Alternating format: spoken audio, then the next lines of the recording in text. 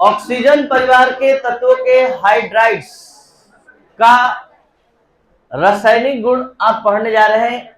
सबसे पहले एक बार फिर से बता दें कि ऑक्सीजन परिवार के जो हाइड्राइड्स होते हैं, मतलब हाइड्रोजन के साथ ऑक्सीजन परिवार का हर एक मेंबर, हर एक सदस्य संयोग करता है बारी बारी से। जैसे H और O आप जानते हैं, H की संयोजकता 1 होती है, O की संयोजकता 2 होती है। दोनों के संयोग करने से H2O बनता है। उसी तरह से H और S आपस में संयोग करता है तो H2S बनता है।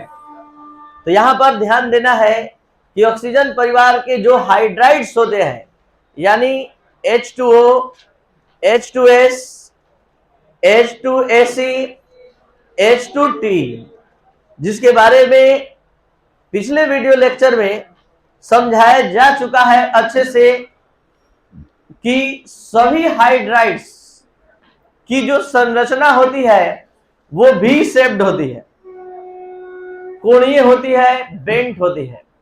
क्योंकि हम H2O का लेविस बिंदु संरचना बनाते हैं तो ऑक्सीजन के आउटर ऑर्बिट में 6 इलेक्ट्रॉन, एक एक इलेक्ट्रॉन हाइड्रोजन से संयोग करता है और साझेदारी करके इस तरह से बॉन्ड बनाता है। ये इलेक्ट्रॉनों की निर्जन जोड़ी इस बंधित युग्म इलेक्ट्रॉन को सीधा नहीं रहने देती है। ये निर्जन जोड़ी अगर नहीं रहती तो H2O का संरचना ऐसे होता, और ये निर्जन जोड़ी एक अगर आ जाती है तो ये झुककर इस तरह से हो जाता है, और अगर 2 निर्जन जोड़ी रहती है तो ये और ज्यादा दब जाता है और इस आकार में यानी इस शेप में हो जाता है। और इस शेप को ABCD में भी शेप्ड, यानी अल्फाबेट्स में भी शेप्ड बोलते हैं, मैथ में कोणीय बोलते हैं और बोलचाल के भाषा में एंगुलर। तो ये था संरचना। इसमें हाइब्रिडाइजेशन इन सभी के द्वारा sp3 दिखाया जाता है, जो कल समझाया जा चुका है। इसके बाद पिछले लेक्चर में अम्लीय लक्षण का क्रम भी समझाया गया था, और अम्लीय लक्षण में यही बताया गया था, अम्लीय लक्षण के क्रम में यही बताया गया था कि जो शीघ्रता से H+ प्रदान करता है, जो शीघ्रता से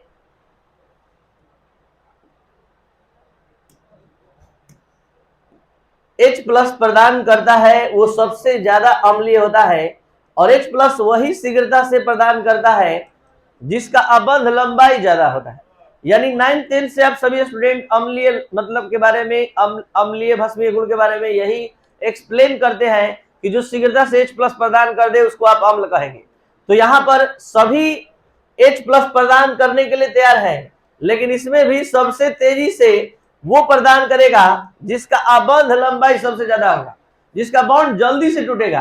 तो यहाँ पर H2O में H और O के बीच अबंध लंबाई सबसे कम, H और S के बीच उससे अधिक, H और Ac के बीच उससे अधिक, और H और T के बीच सबसे अधिक। इसलिए यहां से H+ प्रदान करने की क्षमता यानी H+ रिलीज होने की संभावना सबसे अधिक होती है, और ये शीघ्रता से H+ प्रदान करने की क्षमता रखता है। यही कारण है कि H2TE सबसे प्रबल अम्लीय होता है और H2S दुर्बल अम्ल होता है, क्योंकि इसके अबंध लंबाई सबसे छोटा होती है, और छोटा अबंध लंबाई होने से क्या होता है, इस बॉन्ड को तोड़ने में ज्यादा ऊर्जा लगता है, इसलिए शीघ्रता से H+ प्रदान नहीं करता है। अब शुरू हो रहा है आज का पढ़ाई, जो है उष्मीय अस्थायित्व का क्रम। ये भी शायद आप लोग को कल पढ़ा दिए थे, देख लीजिए उसको भी फिर से एक बार। उष्मीय अस्थायित्व में हम क्या बताए थे कि वर्ग में ऊपर से नीचे जाने पर विद्युत मतलब ऊपर से नीचे जाने पर अबंध लंबाई के मान में वृद्धि होती जाती है। यहाँ देखिए लगातार अबंध लंबाई के मान में वृद्धि हो रही है। तो अबंध लंबाई का मान जब बढ़ता है तो बंधन विघटन ऊर्जा यानी बॉन्ड तोड़ने में कम ऊर्जा खर्च होती है, और जब कम ऊर्जा लगेगी तो उसमें अस्थायित्व कम माना जाएगा। तो सबसे ज्यादा एनर्जी किसके बॉन्ड को तोड़ने में लगेगा, H और O के बॉन्ड को तोड़ने में सबसे अधिक ऊर्जा क्यों खर्च होती है, क्योंकि अबंध लंबाई छोटा होने से ये बंधित युग्म इलेक्ट्रॉन ज्यादा इस दोनों के नाभिक द्वारा आकर्षित होते हैं, इसलिए इस बॉन्ड को तोड़ने में ज्यादा ऊर्जा लगती है और उसमें अस्थायित्व का मान सबसे अधिक होता है। ये सब पिछले क्लास में समझाया जा चुका था। तो H2O सबसे अधिक उसमें अस्थायित्व रखता है H2S से। क्यों? तो जवाब है कि H2O में अबंध लंबाई कम है H2S की अपेक्षा, इसलिए बंधन विघटन ऊर्जा H2O की अधिक होगी, H2S से। यही कारण है कि उसमें स्थायित्व H2O का अधिक होता है और H2S का। नेक्स्ट देखा जाए अबंध कोण का क्रम। अबंध कोण का क्रम क्या है?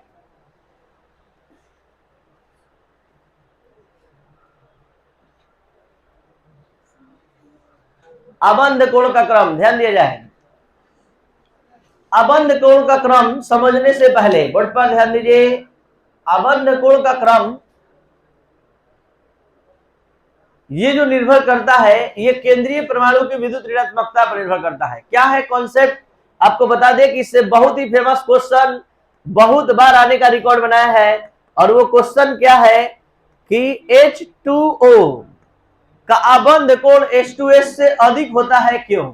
तो ध्यान दीजिएगा, एक बार अगर इस पर समझ गए तो सबके ट्रेंड के बारे में आप बता पाएंगे। पीछे ध्यान दीजिए, H2O और H2S में H2O का अबंध कोण सबसे अधिक होता है क्यों?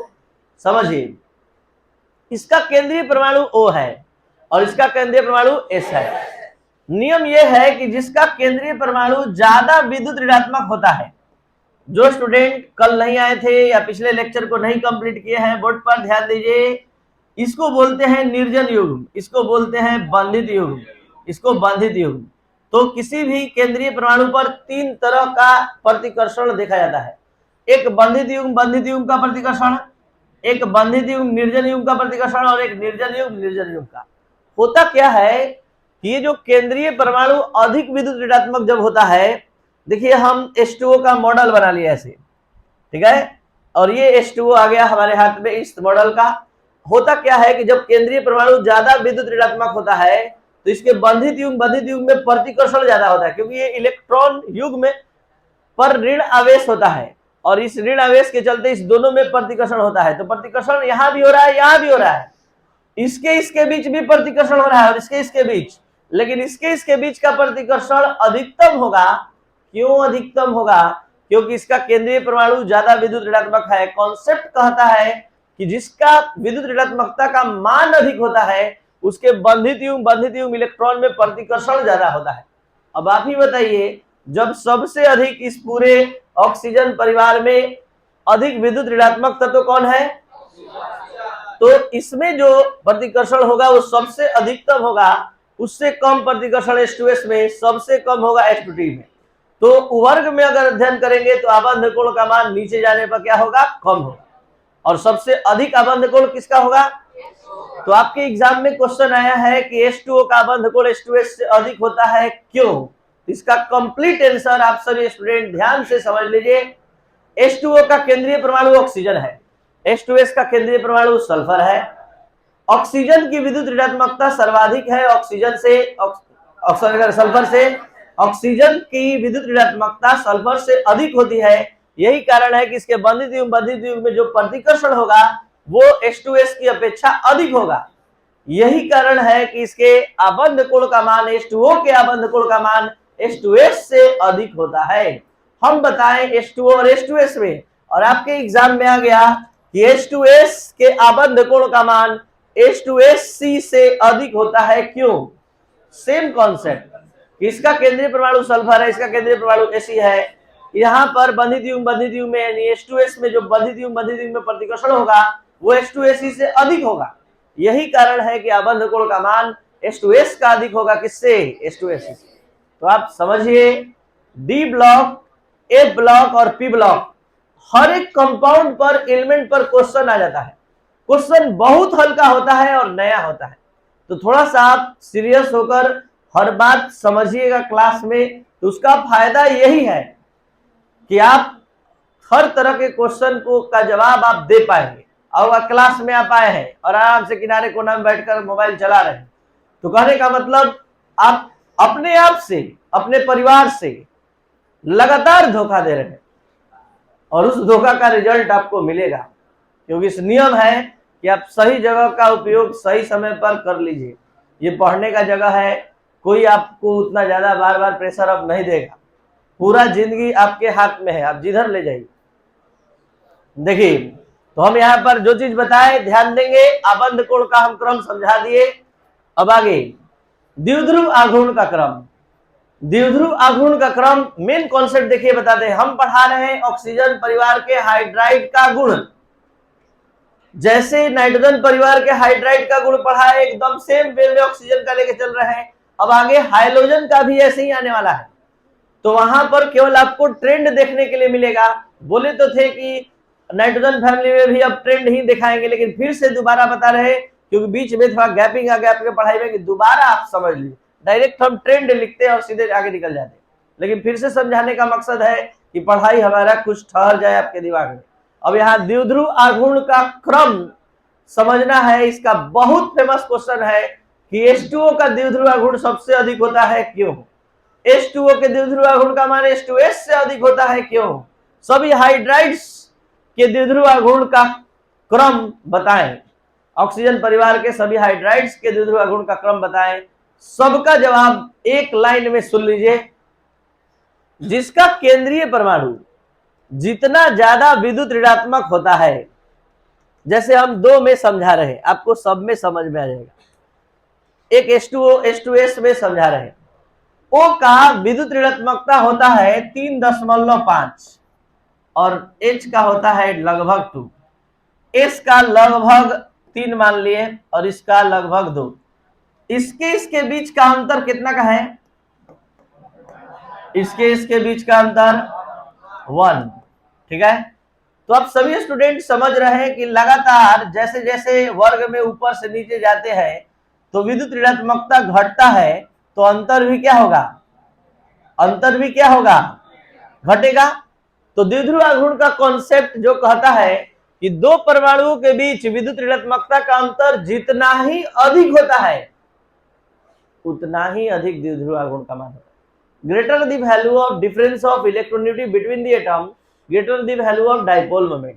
2 परमाणु के बीच द्विध्रुव आघूर्ण का मान का आप अध्ययन कर रहे हैं, तो आप समझ लीजिए कि दोनों के बीच विद्युत ऋणात्मकता का अंतर जितना अधिक होगा, द्विध्रुव आघूर्ण का मान उतना ही अधिक होगा। तो आप समझ सकते हैं कि जब नीचे जाने पर जब मान ही घट जाएगा विद्युत ऋणात्मकता का, तो अंतर तो और कम हो जाएगा। तो अंतर कम होगा तो निश्चित है कि द्विध्रुव आघूर्ण का मान भी क्या होगा? तो सबसे अधिक किसका होगा? H2O का। सबसे कम? तो एग्जाम में क्वेश्चन आ गया कि H2O के द्विध्रुव आघूर्ण का मान H2S से अधिक होता है क्यों? तो जवाब देंगे कि H2O का केंद्रीय परमाणु ऑक्सीजन है और H2S का केंद्रीय परमाणु सल्फर है। ऑक्सीजन के विद्युत ऋणात्मकता का मान सल्फर से अधिक है, इसलिए वहां H2O में जो विद्युत ऋणात्मकता का अंतर होगा वो अधिक होगा H2S की अपेक्षा। यही कारण है कि द्विध्रुव आघूर्ण का मान H2O का अधिक होगा किससे? H2S से। क्योंकि एक लाइन का जो मेन कॉन्सेप्ट है वो यही है कि 2 परमाणु के बीच विद्युत ऋणात्मकता का अंतर जितना ही अधिक होता है, द्विध्रुव आघूर्ण का मान उतना ही अधिक होता है। नेक्स्ट है सहसंयोजक लक्षण का क्रम। सहसंयोजक लक्षण का क्रम का संबंध इलेक्ट्रॉन की साझेदारी से है और कॉन्सेप्ट कहता है कि वर्ग में ऊपर से नीचे जाने पर विद्युत ऋणात्मकता का मान क्या होता है? कम होता है। तो विद्युत ऋणात्मकता का मान ज्यों ज्यों कम होगा, इलेक्ट्रॉन की साझेदारी की भावना बढ़ेगी, इलेक्ट्रॉन की साझेदारी के प्रति ज्यादा एटम प्रेरित होगा। तो इसलिए H2O से ज्यादा सहसंयोजक बंधन कौन बनाएगा? H2S। H2S से ज्यादा H2SC से ज्यादा H2T। तो सबसे ज्यादा सहसंयोजक प्रकृति किसके पास होगी? H2T। और सबसे कम होगी किसके पास? कारण है कि इसका केंद्रीय परमाणु अधिक विद्युत ऋणात्मक है। जिसका केंद्रीय परमाणु जितना कम विद्युत ऋणात्मक वाला होगा उतना ज्यादा वो आसानी से साझेदारी करेगा। जिसका जितना ज्यादा ताकतवर होगा इलेक्ट्रॉन खींचने में, तो साझेदारी, ताकतवर आदमी साझेदारी करता है? नहीं करता है। किसी तरह सोचेगा कि हम ही ले लें। तो ये चीज है H2O के पास। तो इसका सहसंयोजक बंधन बनाने की प्रकृति कम और इसके पास सहसंयोजक प्रकृति बनाने की बंधन बनाने की प्रकृति ज्यादा होती है। नेक्स्ट है क्वथनांक का क्रम। ध्यान देंगे आप सभी स्टूडेंट, इससे बहुत ज्यादा क्वेश्चन आ चुका है। क्वेश्चन है जो आ चुका है, क्वेश्चन डायरेक्ट बोर्ड का अपना सुन लीजिए। H2O का क्वथनांक सबसे अधिक होता है क्यों? H2O का क्वथनांक सभी हाइड्राइड्स में सर्वाधिक होता है क्यों? तो यहां पर हम पूरा डिटेल में जवाब देने जा रहे हैं, साथ साथ और सभी हाइड्राइड्स में जो कॉन्सेप्ट लागू होता है वो भी बताने जा रहे हैं। सबसे पहले आपको जनरल कॉन्सेप्ट बता दें, क्वथनांक का जनरल कॉन्सेप्ट क्या है कि जिसका अणुभार अधिक होता है, जिसका आणविक द्रव्यमान अधिक होता है, उसका क्वथनांक सबसे अधिक होता है।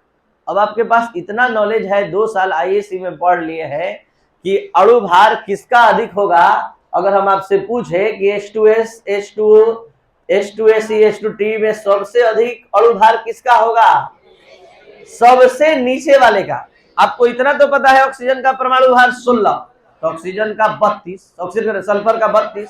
अब नीचे जाएंगे तो और परमाणु भार बढ़ेगा, तो सबसे अधिक अणु भार। हमने क्या कॉन्सेप्ट बताया आपको, पीछे ध्यान दीजिए, जिसका आणविक द्रव्यमान सबसे अधिक होता है उसका क्वथनांक। तो जब आणविक द्रव्यमान अधिक होता है और हम बोलने जा रहे हैं कि उसी का क्वथनांक अधिक होता है, तो किसका क्वथनांक अधिक होना चाहिए, H2T का, और होता है H2O का।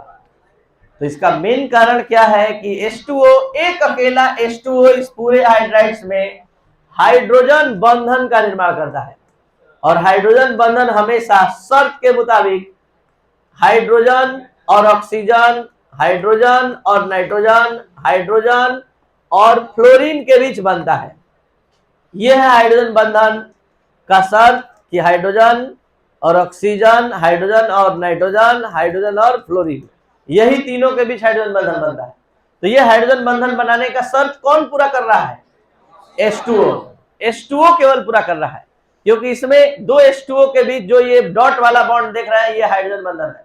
यह हाइड्रोजन बंधन करता क्या है, सभी अणु को संगठित कर देता है, एक चेन में जोड़ देता है, जिसके कारण सभी एसोसिएट हो जाते हैं, संयोजित हो जाते हैं, और इसका क्वथनांक इसी के चलते बढ़ जाता है।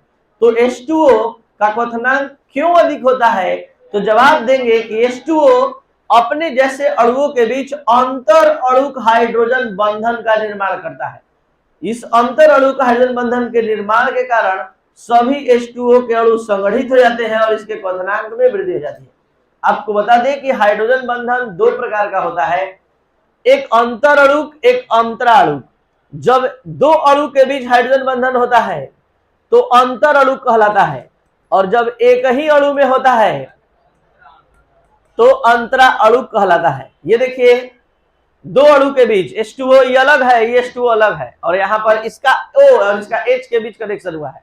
यहाँ देखिए, O नाइट्रोफिनोल में हाइड्रोजन बंधन इसी अणु के O और इसी अणु के H के बीच हुआ है, कोई नया अणु नहीं आया है इसमें। ये नया अणु है, ये नया अणु है, ये अलग अणु है, ये अलग है। तो 2 अणु के बीच हाइड्रोजन बंधन होगा तो अंतर अणु, एक अणु के बीच होगा तो अंतरा। तो यहाँ पर अंतर अणु हाइड्रोजन बंधन जब जब बनता है, सभी अणु का एक संगठन तैयार हो जाता है और उसका क्वथनांक बढ़ जाता है। तो जरा देखिएगा, जो चीज हम बताने जा रहे हैं, ध्यान दीजिए सब लोग। H2O सबसे कम अणुभार होने के कारण भी नंबर 1 पर आ गया। बाकी 3 यौगिक में सबसे अधिक अणुभार जो होगा वो अब आएगा। तो आप लोग क्या H2T को पहले लाएंगे, उससे कम। आप सभी स्टूडेंट ध्यान देंगे, इस 3 यौगिक में अलग कॉन्सेप्ट है, अणुभार जिसका अधिक उसका क्वथनांक अधिक, और इसमें एक अकेले में हाइड्रोजन बंधन के कॉन्सेप्ट के कारण इसका क्वथनांक अधिक हुआ। तो 2 कॉन्सेप्ट अप्लाई हुआ है, सब में ट्रेंड जैसे है वैसे क्वथनांक वाले में नहीं है। रटन विद्या से मत लिख दीजिएगा कि यहाँ पर H2S आ जाएगा, यहाँ देख लीजिए H2T आया है और अणुभार अधिक होने के चलते। केवल ये आगे क्यों आ गया क्योंकि हाइड्रोजन बंधन का निर्माण करता है और इसका क्वथनांक सबसे अधिक हो जाता है। अम्लीय लक्षण का क्रम समझ चुके हैं, ठीक है, और ये आप कल पढ़ेंगे, ठीक है।